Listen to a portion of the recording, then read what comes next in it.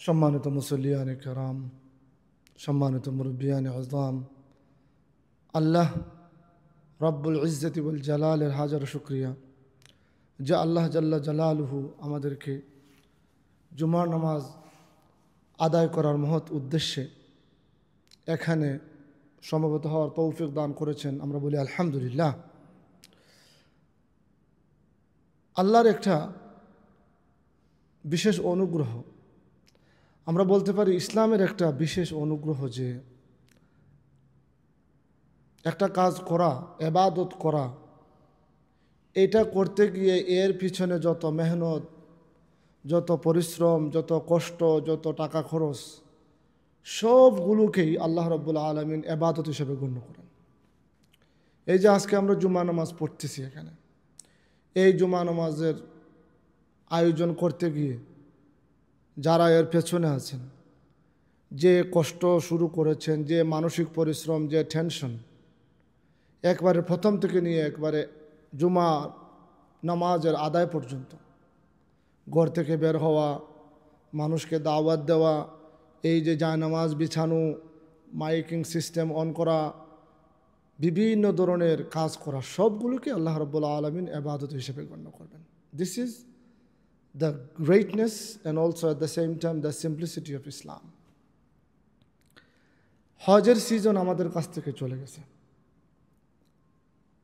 হজ just সম্পন্ন হয়েছে। আজকে আমরা আলোচনা করব হজ থেকে আমরা আমাদের জীবনে, আমাদের মুসলিমদের জীবনে, মুসলিম উম্মার জন্যে হজ থেকে আমরা কী শিক্ষা পাই। প্রথম কথা হচ্ছে, হজ সারা জীবনে একমাত্র একবার ফরজ, এমন একটা ইবাদত যে ইবাদতটা সারা জীবনে মাত্র একবার ফরজ। এটা আদায় করে ফেললে যত ধনী হন না কেন, আর আপনার হজ আপনার উপর ফরজ হয় না, আমার উপর ফরজ হবে না। একজন মানুষ প্রতিদিন তার নামাজ পড়তে হয়, একজন মানুষ প্রতি বছর রমজানের রোজা রাখতে হবে, একজন মানুষ তিনি যখন সচ্ছল হবেন এবং ইসলামের আলোকে নেসাবের মালিক হবেন, তাকে যাকাত দিতেই হবে। কিন্তু হজ, তিনি যখন আর্থিক এবং শারীরিকভাবে সামর্থ্যবান হবেন এবং অন্যান্য অনুকূল পরিবেশ বিদ্যমান থাকবে, তিনি যখন হজ করে ফেলবেন, তার উপর আগামী বছর একবার হজ করার পর আর কি যে আগামী বছর বা এর পরের বছর আবারও হজ করতে হবে, এমন এটা বিধান নয়। আমাদের রাসূল সাল্লাল্লাহু আলাইহি সাল্লাম একবার মাত্র হজ করেছেন, ইন্তেকালের ঠিক আগের বছর, আর উমরা করেছেন একবার। তো এই জন্য আমরা আমাদের যে বারবার উমরা করতেই হবে, হ্যাঁ আমাদের যদি সুযোগ থাকে আমরা আল্লাহর ঘর দেখতে, ভিজিট করতে বারবার যেতে পারি, কিন্তু বারবার যাওয়া এটা জরুরি নয়, বা বারবার হজ করাও জরুরি নয়। এবং এমনকি বলা হয় যে অনেক মানুষ রিপিটেড বারবার হজ করার কারণে যারা নতুন, যেহেতু একটা দেশের জন্য কোটা সিস্টেম দেওয়া হয় যে এবছর এদেশ থেকে এতজন মানুষ যাবে, এজন্য যারা হজ করেছেন বলা হয়, আলেমরা বলেন যে তাদের জন্য আর দ্বিতীয়বার হজের সফরে না যাওয়াটা ভালো, যাতে নতুনদেরকে সুযোগ দেওয়া যায়।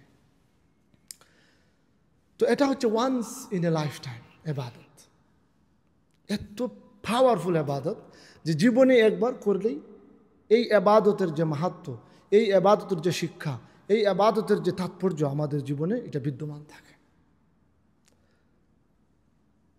এটা এত মাহাত্ম্যবান, এত এত মাহাত্ম্যপূর্ণ, এত মর্যাদাবান কেন? কারণ হজে গিয়ে আমরা এমন কিছু পরিলক্ষিত করি, এমন কিছু পর্যবেক্ষণ করি, এমন এবাদতগুলো আদায় করি যে এবাদতগুলো আমাদের জীবনে একবারে মৃত্যুর আগ পর্যন্ত আমাদের জীবনকে পরিচালিত করতে পারে। আমরা দেখি হজে গিয়ে ইব্রাহিম আলাইহিস সালাম কীভাবে তিনি পরীক্ষা একটার পর আরেকটা দিয়েছেন এবং পাশ করেছেন। আমরা হজে গিয়ে শয়তানকে কঙ্কর মারি,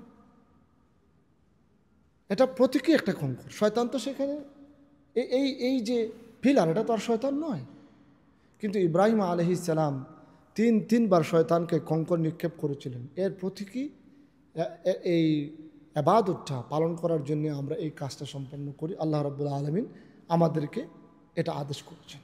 এটা হলো হজের নুসুক, হজের আদেশ। এর মাধ্যমে আমরা কী শিক্ষা নিই? যে